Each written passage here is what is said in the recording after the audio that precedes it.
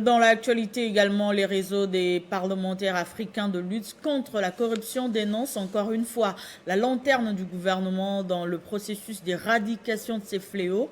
Après plusieurs rapports de ce réseau impliquant plusieurs cas de corruption en RDC, aucun résultat jusqu'ici, déplore l'APNAC. Au cours d'un point de presse tenu ce samedi au Palais du Peuple, le député national Passy Zapamba, actuel président de l'APNAC, demande au gouvernement de multiplier les efforts pour mettre fin à ces fléaux qui gangrènent la vie nationale du pays.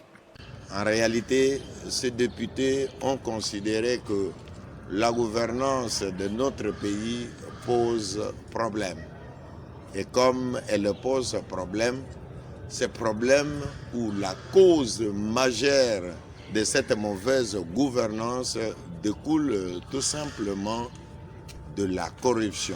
En ce moment-là, au mois d'avril 2019, après avoir suivi le discours du président de la République, les réseaux de parlementaires africains contre la corruption s'est engagé en publiant en ce moment-là un premier ouvrage qu'il avait intitulé « La campagne anti-corruption » où il a révélé de grosses sommes colossales qu'a déboursé le gouvernement de la République pour des projets qui ont donné de l'espoir à la population, mais des projets qui n'ont pas abouti.